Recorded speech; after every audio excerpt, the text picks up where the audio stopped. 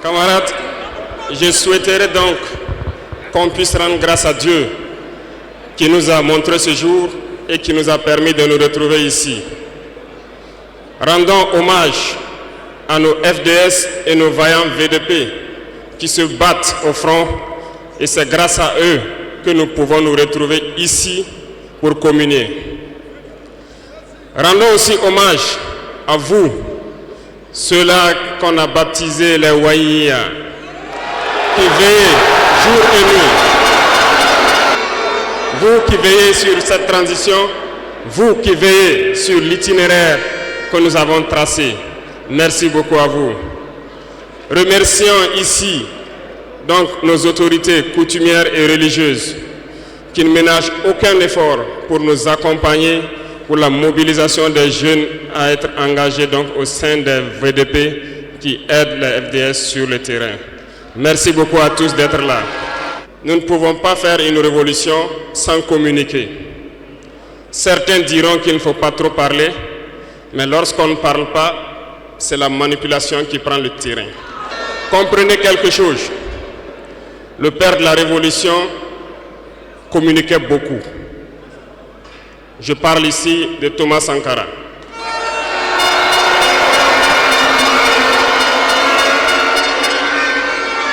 Dans l'un de ses propos, il vous disait ceci: l'impérialisme est un mauvais élève. Lorsqu'il est cherché de la classe, il revient toujours.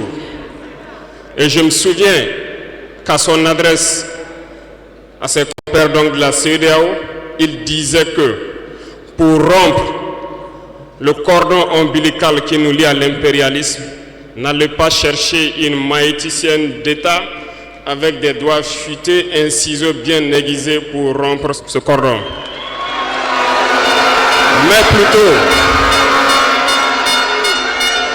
Mais plutôt, il vous faudra un bûcheron robuste avec une hache bien aiguisée pour donner un coup sec et rompre le cordon.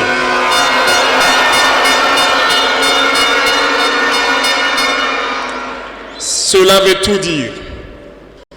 Je m'en vais vous expliquer un peu comment est-ce que l'impérialisme se comporte. Après l'assassinat du père de la Révolution, justement, le régime qu'avait voulu l'impérialisme s'est installé. Dans les années 90, vous vous souvenez tous d'un programme qui nous a été imposé, le programme d'ajustement structurel. C'était qu'un plan. Je vous explique. En mettant en place ce programme dans nos contrées, vous avez remarqué au fil des 2 décennies qui ont suivi, toutes nos usines qui étaient en place ont été privatisées. Notre économie a été déstructurée.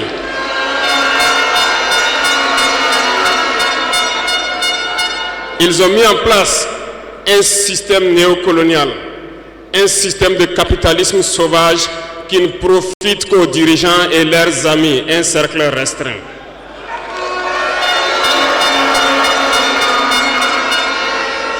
Du côté des forces, ils ont tout fait pour déstructurer nos armées. Ils ont dit de baisser le budget des armées, de ne plus les équiper, de ne plus s'entraîner. Ce qui a été fait dans la sous-région. Nos armées ont été réduites en néant. Ils préparaient la chose. Pendant ce temps, les grands pays comme le Niger, le Mali ont connu une résurgence de ce qu'ils ont appelé des rébellions. Des séparatistes venus de nulle part ont tenté de diviser ces pays. Ils n'ont pas réussi. Mais l'aboutissement de leur plan était qu'à partir des années 2010, c'est-à-dire 20 ans plus tard, que le terrorisme s'invite dans nos terroirs. Effectivement, on l'a vu naître 20 ans plus tard. Des individus ont été choisis et on leur disait juste, allez-y les combattre, leurs armées sont déstructurées, nous avons travaillé à ce que cela arrive. Ils ne pourront jamais vous arrêter et vous allez les imposer ce que nous voulons. Ces individus ont recruté de jeunes innocents, ignorants, dans nos différentes campagnes, à qui ils injectent la drogue et les amènent à tuer leurs compatriotes. Et le mal est né. Comment est-ce que ces individus ont été entretenus? N'oubliez pas, ici au Burkina Faso, on hébergeait des chefs terroristes. Ça a été bien planifié.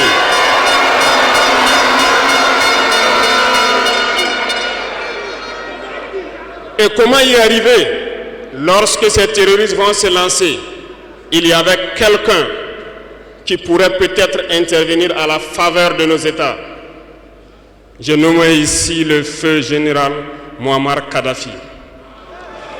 Il fallait l'éliminer.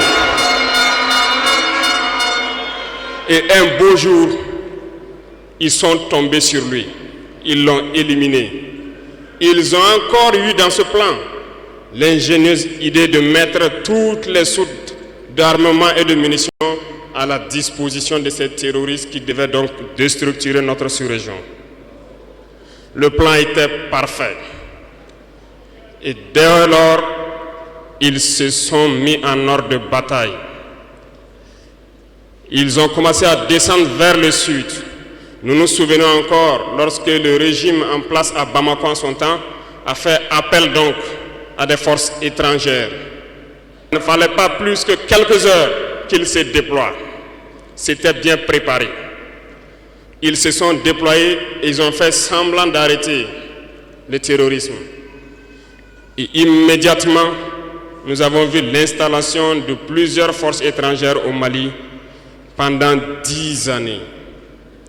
Pendant ces 10 années où le terrorisme était contenu au nord, s'est invité au sud et le Burkina Faso a été infesté à partir de 2015.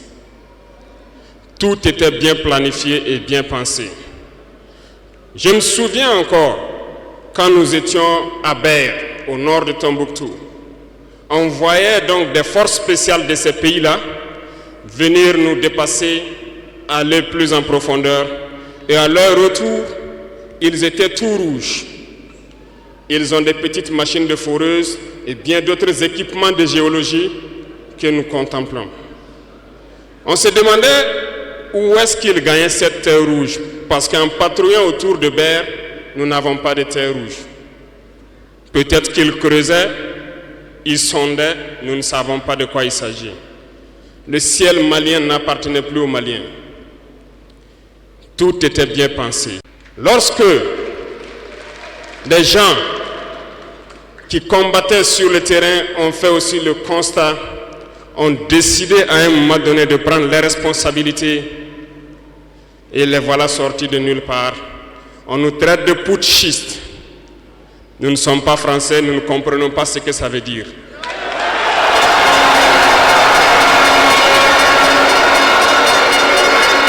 Et les valets locaux, qui sûrement ne comprennent même pas le sens profond du mot, nous appellent aussi putschistes. Très bien, on se l'approprie. Au fil de ces années, pour ce qui concerne le Burkina Faso, vous avez dû remarquer, tous les corps ont été déstructurés. Plus d'entraînement, plus rien pour l'armée. Ils ont imposé dans tous nos états-majors, toutes nos écoles et toutes nos structures stratégiques ce qu'ils ont appelé des conseils militaires. Lorsque nous nous sommes révoltés le 30 septembre 2022, la première des choses était de chercher à savoir qui sont ces conseillers militaires et où ils étaient. Nous avons donc pu identifier que le mal est profond. Et la première des choses était de leur demander de quitter notre armée.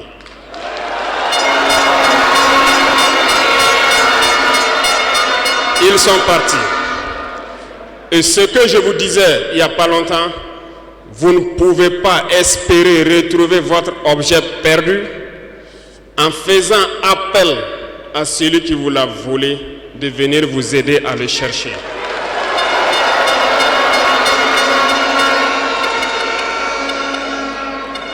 Il fallait dès lors décider, prendre des décisions courageuses. Ce que nous avons décidé de faire. Ça n'a pas été sans conséquence. Parce que lorsque nous avons déjà demandé aux conseillers de partir, nous avons senti des manifestations. On nous a fait comprendre qu'on ne pourra pas s'en sortir sans eux. Et à chaque fois qu'ils nous le disaient, ça s'est traduit par des attaques d'envergure sur le terrain. Nous avons bien reçu le message. Lorsqu'à l'orée donc de l'année 2023, nous avons décidé de dire donc aux forces étrangères présentes ici de partir parce que nous voulons lutter en burkinabé.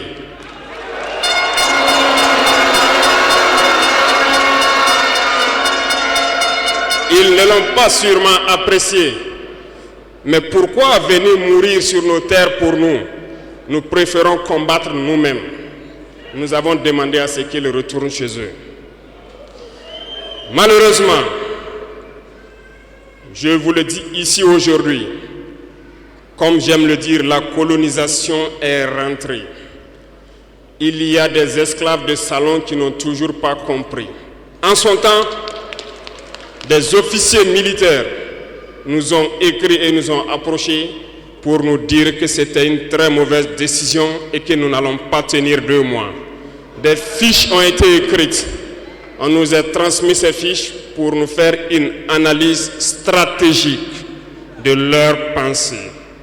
Nous avons dit, c'est soit nous sommes souverains ou nous restons esclaves à jamais. Effectivement, lorsque le dernier soldat a quitté le Burkina Faso, nous avons compris de quoi est-ce qu'il s'agissait. Les attaques se sont enchaînées immédiatement. Déou, Tinakov, Partiaga, ainsi de suite. Mais ce qu'ils avaient oublié, c'est que le peuple du Burkina Faso avait compris notre message et s'était engagé sur la même voie que nous. Nous nous sommes réorganisés rapidement et subitement, nous avons constaté que toutes les cellules dormantes terroristes se sont réveillées au Burkina Faso. On a réorganisé l'armée au plus vite, à une vitesse inégalée. Nous avons créé plusieurs unités et même si plusieurs autres sont à venir, nous les avons équipées. Et aujourd'hui, cet équipement se poursuit parce que dans les jours à venir, les mois à venir, ce que vous allez voir venir au Burkina Faso doit faire de notre armée une puissance à craindre. Nous n'allons pas lésiner sur les moyens. Nous avons compris que le combat qui est engagé contre l'impérialisme sera dur, très dur. Mais seuls les durs vont passer et les Burkinabés sont des durs. Et nous allons passer. C'est pour vous dire que l'impérialisme a tout son temps. Lorsqu'il veut déstabiliser, il regarde dans l'immédiat. Si ce n'est pas possible, il pose les jalons pour le faire dans 10 ans, 20 ans, 30 ans. Mais il n'a aucun intérêt à ce que nous soyons indépendants. Aujourd'hui, tout ce qu'ils souhaitent pour le Burkina Faso, c'est le chaos. Parce qu'ils espèrent faire venir ces forces étrangères ici et espérer récupérer la situation dans 10 ans, même dans 20 ans. Mais nous ne les laisserons jamais parvenir à cet objectif. Voilà pourquoi nous avons mis en garde pendant plus d'1 an les valets locaux, les esclaves de salon, pour qu'ils ne trahissent pas leur patrie au profit de l'impérialisme. Certains ont compris, se sont rangés. D'autres n'ont pas compris, peut-être se croyant plus malins. Mais aujourd'hui, nous n'avons plus de sentiments sur ce volet.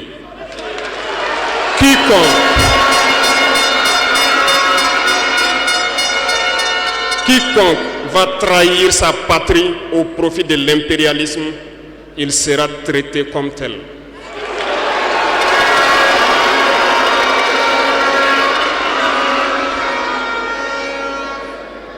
Revenons à notre fameuse CEDEAO. Depuis que nous avons décidé de quitter la CEDEAO, les esclaves de salon ont été actionnés partout. Ils veulent faire peur au peuple. Ils veulent faire peur à tout le monde. Dieu merci. Dans un passé récent, il n'y avait qu'une poignée de gens qui avaient droit à la parole. Sur les plateaux télé, c'est ce qu'ils se disaient qui étaient donc prêts pour l'évangile. Aujourd'hui, avec les nouvelles technologies, qui ont bien sûr des avantages et des inconvénients, tout le monde a droit à la parole. Et je pense que les Wanyis sont les premiers à confirmer cela.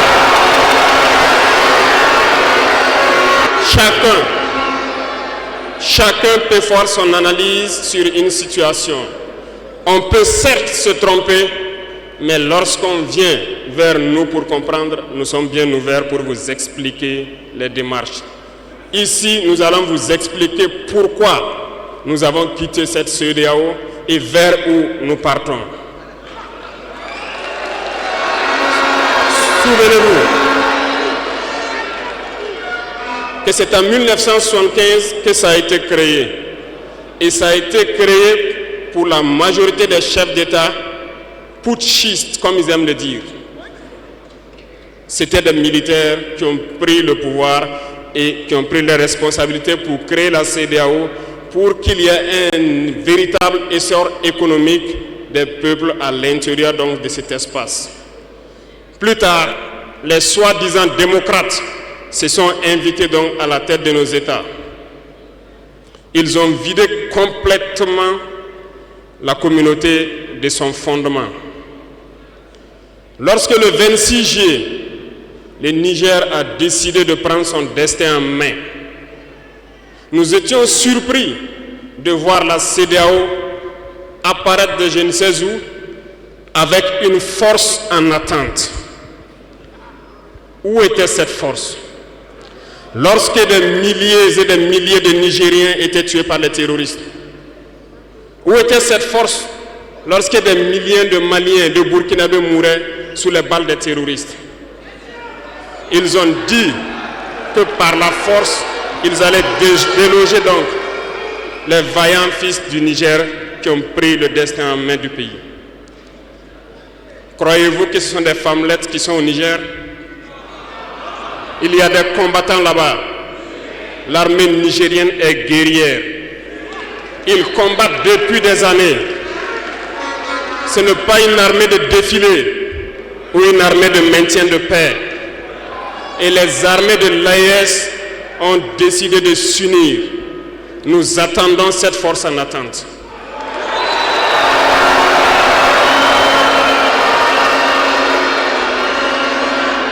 Il faut que ces soi-disant démocrates le comprennent. Lorsque des milliers de Nigériens sont morts sur leur lit d'hôpital par manque d'électricité ou par manque de médicaments, c'est du crime. Ils sont responsables de ces sanctions, ils sont responsables de ces morts. La même chose se passe au Mali. Avec le Burkina, nous avons des sanctions indirectes. Parce qu'il faut que les gens comprennent.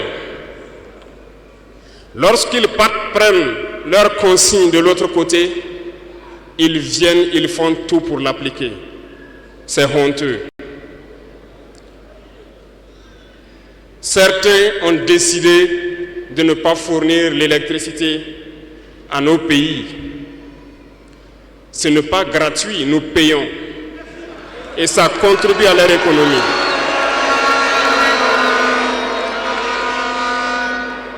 Ils ont essayé de faire souffrir le Mali. Et bien sûr, en faisant fi de tous les textes et de ne plus donner l'électricité au Mali, espérant que la population se révolte. Ça ne marche pas.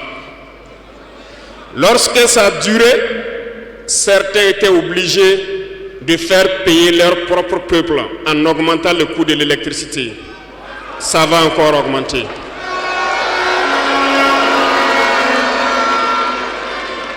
Cela nous donne plusieurs leçons. Plusieurs leçons en ce sens que l'indépendance que nous prenons, la souveraineté que nous prenons, nous devons tout faire pour qu'elle soit. Ils nous ont donné de très belles leçons et nous avons très bien compris.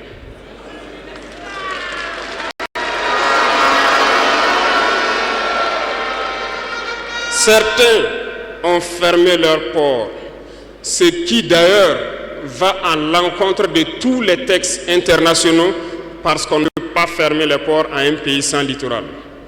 Ils l'ont fait, ils ont violé les textes. La communauté internationale n'a pipé mot. Personne n'a parlé dans la CEDEAO. Mais dans les ports, nous ne faisons pas transiter nos marchandises gratuitement. Nous payons.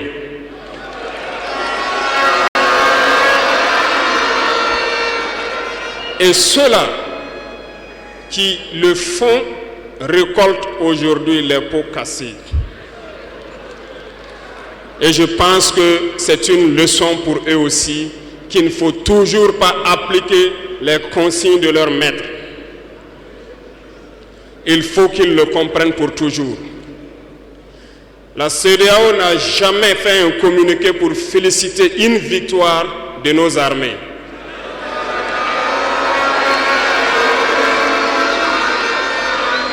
À peine, elle condamne du bout des lèvres et très rarement lorsqu'il y a des massacres. Où est cette CEDEAO des peuples? Bref, nous ne pouvons pas citer tout le mal qui a été fait à nos peuples, mais nous avons décidé en toute âme et conscience de nous retirer et de nous concentrer sur notre organisation commune qu'est l'AES.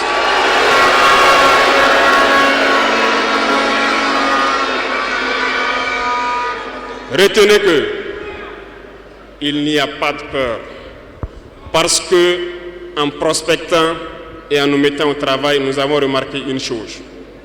Dernièrement, certains ont décidé d'interdire l'exportation de certains produits alimentaires vers le Burkina Faso.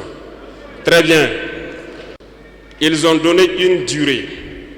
Nous ferons en sorte que, à la fin de cette durée, nous interdirons l'entrée de ces produits sur notre territoire. Nous sommes capables. Nous sommes capables et nous sommes très bien capables. Nous avons fait beaucoup d'expériences cette année et je peux vous assurer que sur le volet alimentaire, le Burkina peut être autosuffisant. Et nous avons de braves paysans. Nous mettrons tout en œuvre pour que nos paysans puissent labourer leurs terres et cultiver dignement.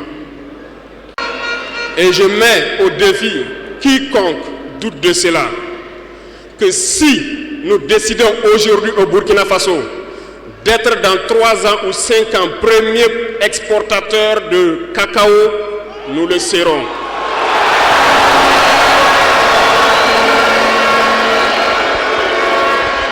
Parce que nous pouvons. Sur l'industrialisation, plusieurs projets sont en cours pour 2024. Nous n'allons pas les citer ici, mais sincèrement, nous allons tout faire pour que ces projets voient le jour en 2024. Lorsque vous prenez l'économie, certains, quand on les écoute, ça fait pitié. Ils n'ont même pas le courage de faire comprendre au peuple qu'il y a moins de 5% d'échanges économiques entre les États de la CEDEAO. Parce que tout ce que nous faisons venir vient de l'espace hors de la CEDEAO, nos importations pour la majorité. Et tout ce que nous exportons part hors de la CEDEAO. La malhonnêteté intellectuelle de certains font qu'ils ne peuvent pas le dire parce qu'ils sont des esclaves de salon. Ils ne peuvent pas vous dire ça pour que vous soyez confiants. Mais je vous invite à rester confiants, sereins, imperturbables, parce que nous pouvons avoir cette indépendance tant sur le plan alimentaire, tant sur le plan industriel. C'est possible et nous sommes lancés sur ce chemin.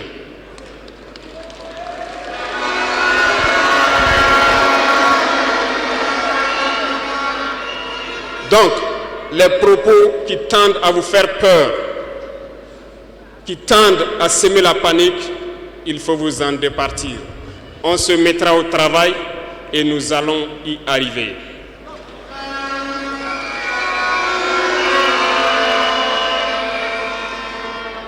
Revenons donc à un aspect général dans l'Afrique. Thomas Sankara disait que l'esclave qui n'est pas capable d'assumer sa révolte ne mérite pas que l'on s'apitoie sur son sort.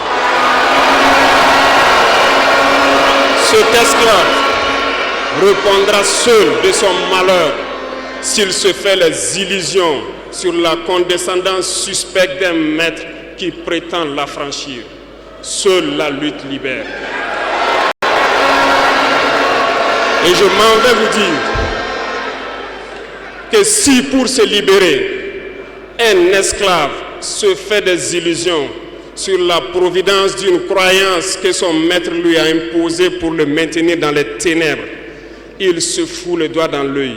Il restera à jamais aveugle dans les ténèbres et ne verra jamais le jour.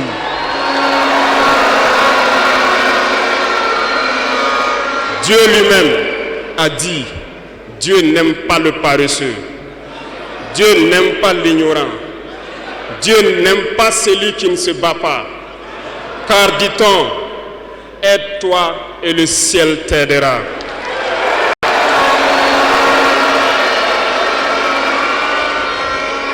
Et je ne passerai pas sous silence une partie du slogan donc des pionniers qui vivent aujourd'hui parmi nous.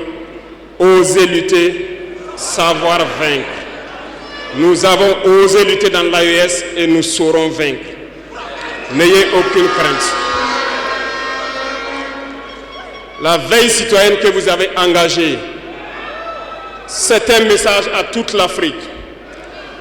Et le Burkina Faso est solidaire et soutient tous les peuples d'Afrique qui souffrent le martyre. Mais nous voulons aussi dire qu'il est temps que les Africains arrêtent de s'apitoyer sur leur sort, de se morfondre, de se lamenter. Il faut lutter. Ça ne viendra pas du ciel tout seul. Il faut lutter d'abord et Dieu va vous aider. Et le Burkina Faso est prêt à aider tous les peuples qui vont mener cette lutte.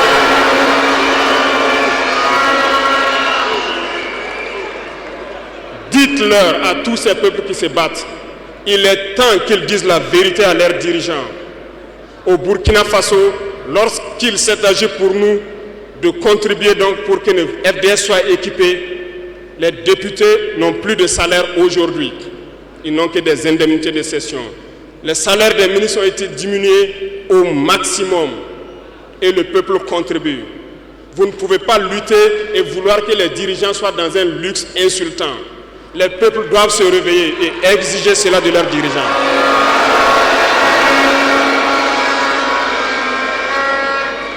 Et pour terminer, je lance donc un appel à tous les peuples de l'AES, à travers vous, pour qu'ils restent unis et solidaires. Toute souffrance a une fin. La lutte que nous avons engagée est dure.